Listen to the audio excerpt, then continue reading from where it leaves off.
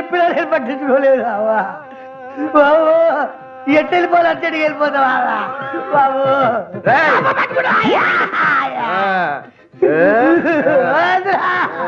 So జిగ్రీస్ movie ఇప్పుడే చూసి వస్తున్నాను. ఈ సినిమా నేను ట్రైలర్ చూడలేదు, టీజర్ చూడలేదు, దీని గురించి ఏవి తెలియకుండానే వెళ్ళినట్టు సందీప్ రెడ్డి వంగ ప్రమోట్ చేశారని చెప్పేసి. సో సినిమా స్టోరీ ఏంటంటే మాత్రం నలుగురు ఫ్రెండ్స్ తాగేసి రోడ్ ట్రిప్ కి వెళ్ళిపోదాం అని చెప్పేసి, గోవాకి వెళ్ళిపోదాం అని చెప్పేసి డిసైడ్ అవుతారు. సో దాని తర్వాత ఏం జరిగిందని జనరల్ స్టోరీ అన్నట్టు. సినిమాలో జరిగే సీన్స్ అన్ని కూడా ఈ నగరానికి ఏమైంది చీఫ్ వర్షన్ ఎలా ఉంటుందో అలా ఉంటుంది అని ఫీలింగ్ వస్తుంది అనమాట. క్యారెక్టర్స్ అలానే ఉంటాయి. కొన్ని క్యారెక్టర్స్ లిటరల్ గా అరే మనం ఈ నగరానికి ఏమైందో ఈ క్యారెక్టర్ ఉంది కదా, ఈ క్యారెక్టర్ ఉంది కదా అన్నట్టు అట్లే ఉంటాయి.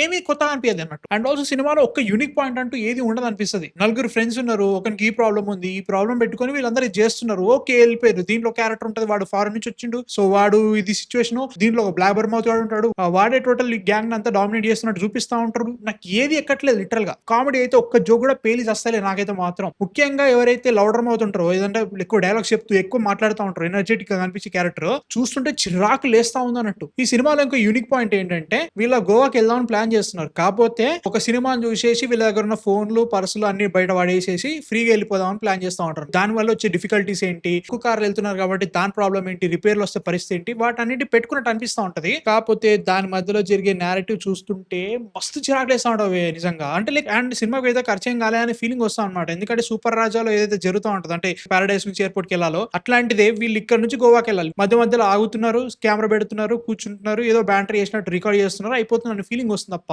ఏమి అనిపించట్లేదు. ఇంకా నేను షో అండ్ నాట్ వెళ్ళు చూపెట్టు చెప్పకున్న దూరం కూడా వెళ్ళట్లేదు నేను. ఇంకా ఏది ఎక్కట్లేదు. నాకైతే మాత్రం చిరాకు లేచింది. ఫస్ట్ హాఫ్ అయితే మాత్రం అరే కానీరా బాబు, నా వల్ల కాదురా బాబు, ఎందుకు వచ్చినారని ఫీలింగ్ అయితే నాకు వచ్చింది. అందరికీ ఇలా వస్తుందని చెప్పట్లేదు, నాకైతే మాత్రం అస్సలు నచ్చలేదు. అండ్ ఆల్సో ఇదొక ఈ నగరానికి ఏమైంది కాకుండా హుషారు, ఇంకా చాలా ఫిల్మ్స్ నలుగురు ఫ్రెండ్స్ ఉంటే ఎలా ఉంటది, వాళ్ళు డిఫరెంట్ ఉంటారు కదా, అవన్నీ ఎట్లా ఉంటే సేమ్ అవి చూస్తున్నట్టు అనిపిస్తుంది తప్ప దీని నుంచి యూనిక్ గా ఏవి అనిపించట్లేదు. అదో పెద్ద problem.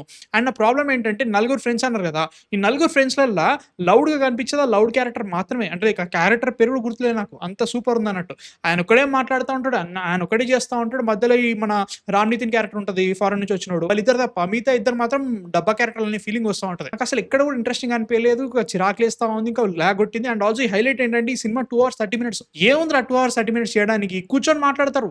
Majority of the feeling ఇంతే, వీడు వాని మీద అనడం, వాడు వీని మీద అనడం, వీడు జోక్ వేసినట్టు వేసుడు, ఒక పని చేసినట్టు పని చేయడం, అదేం వర్కౌట్ కావట్లేదు. నాకైతే మాత్రం అస్సలు నచ్చలేదు, ఏవి వర్కౌట్ కాలేదు టెక్నికల్ గా సినిమా. మీరు చూసారా జిగ్రీస్ చూడాలనుకున్నారు కింద కామెంట్స్ లో చెప్పండి. So now you see me 3 cinema అయితే చూసి వస్తాను, దాని రివ్యూ వస్తుంది. రన్నింగ్ మ్యాన్ వెళ్ళాల్సింది యాక్చువల్గా, దాని కూడా వెళ్తాను. సో ప్లీజ్ మా కాంటెంట్ నచ్చితే మాత్రం సబ్స్క్రైబ్ చేసి నెక్స్ట్ వీడియోతో మళ్ళీ కలుస్తాను. అంతవరకు మ్యాన్ ఫిక్షన్ సైనింగ్ ఆఫ్.